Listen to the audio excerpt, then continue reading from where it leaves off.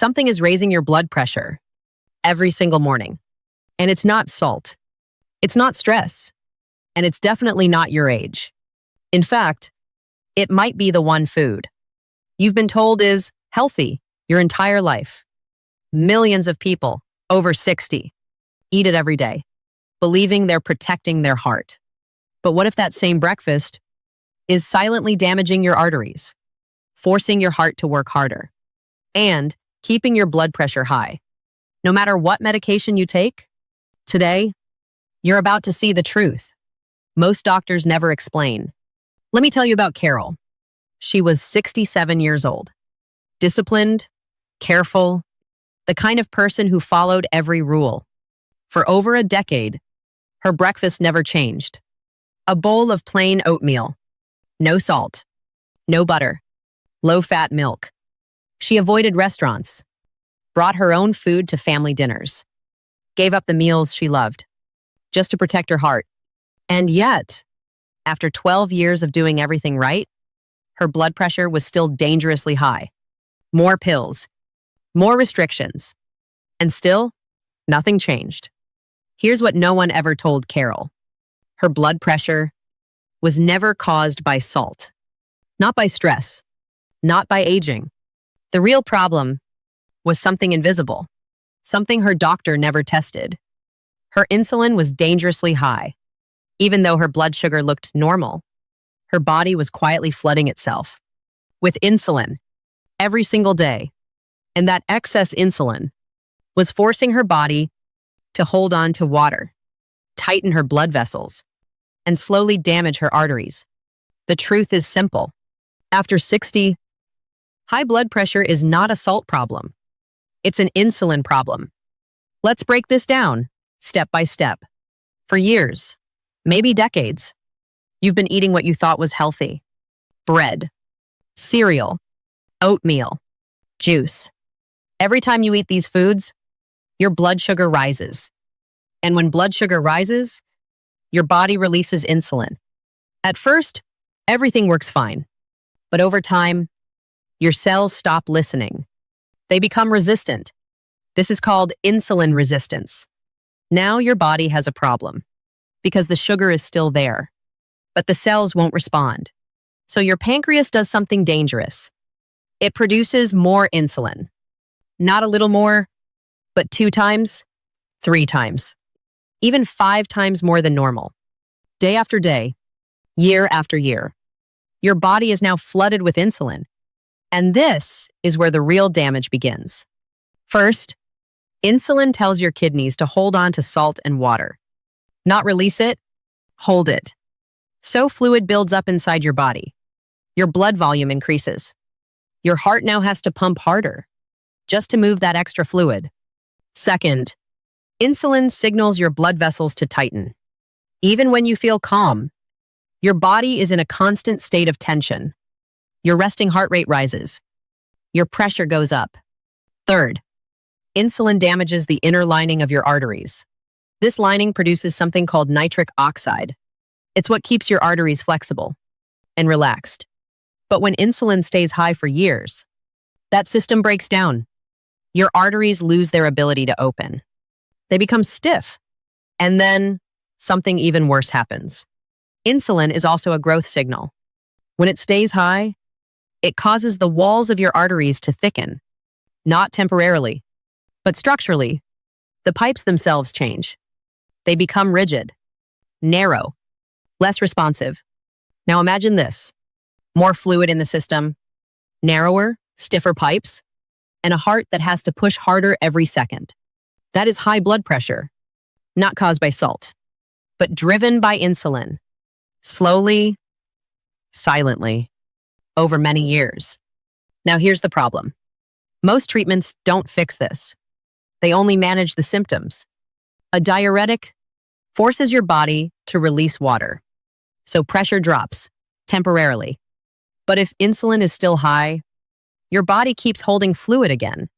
A calcium channel blocker forces your arteries to relax, but insulin is still damaging them from the inside. An ACE inhibitor blocks part of the pressure signal, but the root cause is still there. It's like trying to empty water from a leaking boat while the leak is still wide open. That's why so many people take 2, 3, even 4 medications, and their blood pressure still won't come down because the real problem was never treated. So why hasn't anyone told you this? Why do millions of people keep treating the symptom, but never the cause? The answer is uncomfortable. Because the system is not built to fix this problem. It's built to manage it. Think about it. A doctor has 10 to 15 minutes with you. Writing a prescription takes seconds. Explaining insulin resistance, changing your diet, guiding you step by step, that takes time. And the system doesn't pay for that time. There's a billing code for medication, but there's no billing code for teaching you how to eat. Meanwhile, the blood pressure drug market is worth billions every year. Refill after refill, year after year. So the focus stays the same. Lower the number, ignore the cause. And as long as insulin stays high, nothing really changes. This isn't a new discovery. In fact, scientists figured this out decades ago, but almost no one talks about it. In the 1970s, a researcher named John Yudkin warned the world about sugar. He said it was the real cause of heart disease. Not fat, not salt, sugar. But instead of listening, the industry attacked him.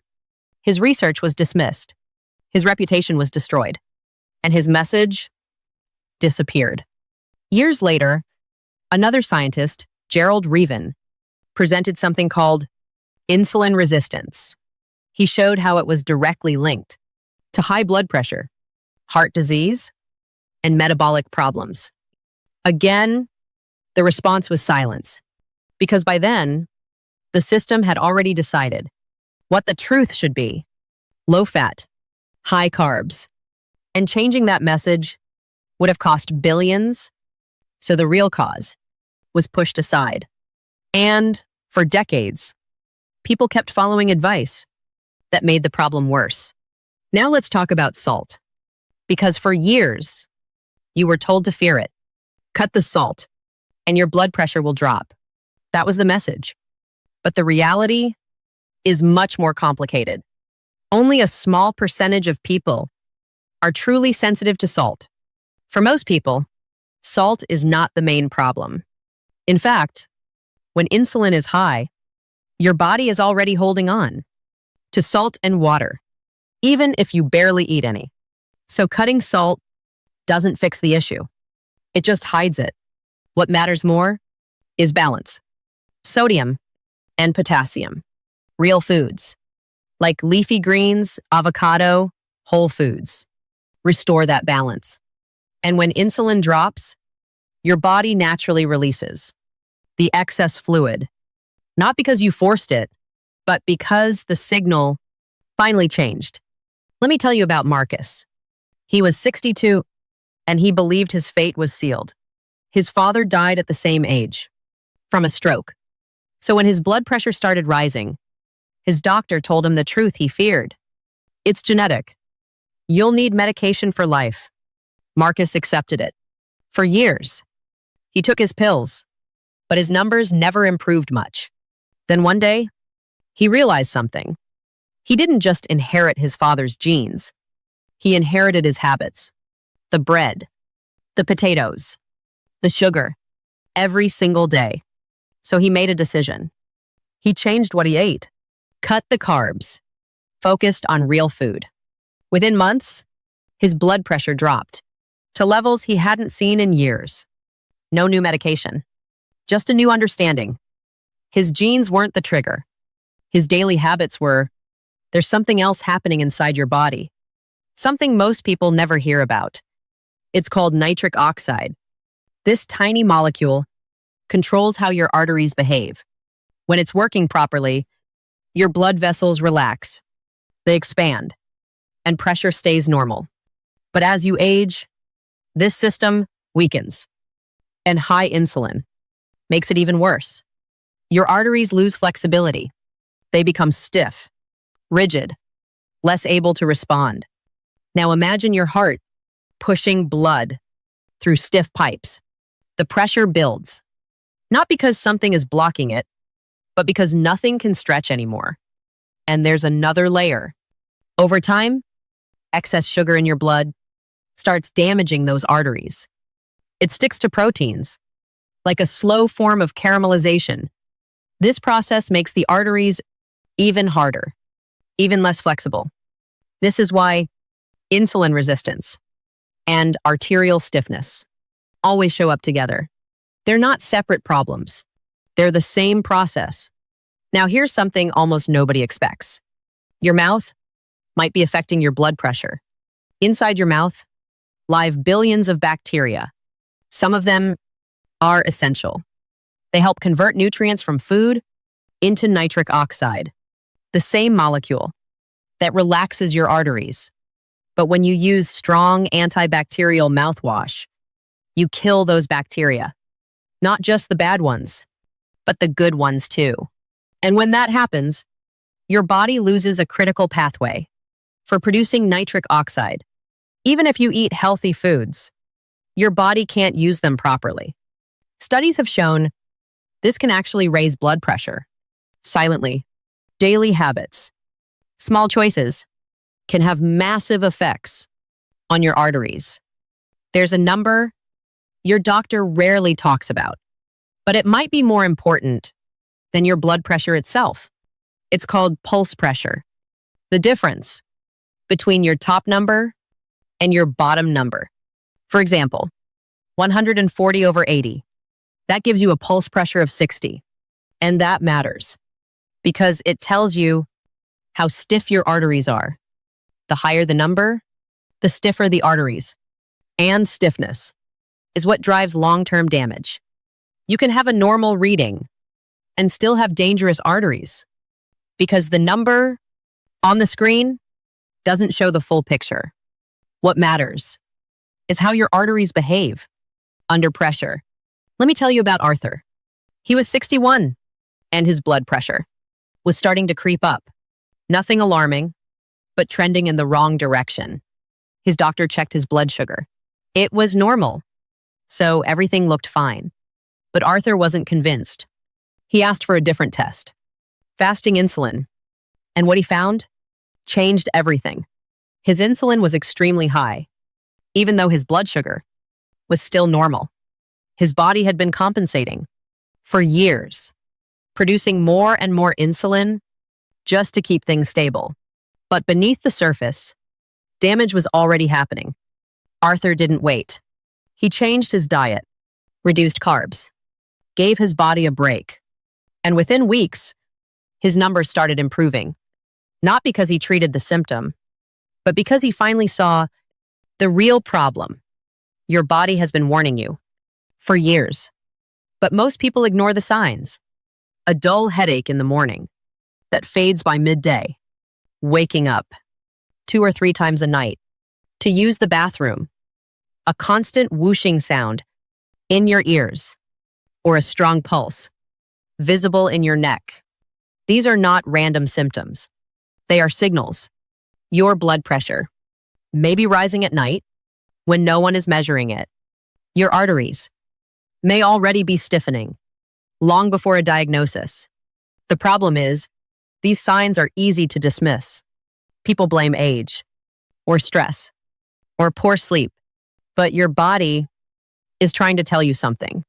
And the earlier you listen, the easier it is to fix. So what do you actually do? Not theory, not complicated plans, just simple steps. Start with your morning. Before you eat anything, give your body something that opens your arteries. A small serving of leafy greens, like arugula, or a beet-based drink. Then breakfast. This is where everything changes. Replace the high-carb foods.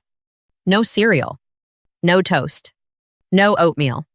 Instead, eat protein and healthy fats. Eggs, avocado, real food. This keeps your insulin stable, instead of spiking it early in the day. For lunch and dinner, keep it simple. Protein and vegetables. Avoid refined carbs. No bread, no pasta, no sugary drinks. Let your body finally rest from constant insulin spikes. A few times a week, add a simple exercise. Isometric hand grip. Hold. Release. Repeat. Just minutes at a time. This helps your blood vessels. Learn to relax again. At night, support your body. Magnesium can help your arteries relax. Omega-3s can help reduce inflammation. And one more step that most people skip. Test your fasting insulin, not just blood sugar, because that's where the real problem hides. Track your blood pressure at home, morning and evening. Watch the pattern. Watch the changes. You don't need to do everything at once. Start small. Change your breakfast first, then build from there. Because when you lower insulin, everything else starts to follow. One important warning. If you're already on blood pressure medication and you start making these changes, your numbers may drop quickly.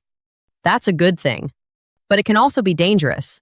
If you're not careful, never stop your medication suddenly. Some drugs require gradual adjustment. Work with your doctor. Monitor your numbers daily.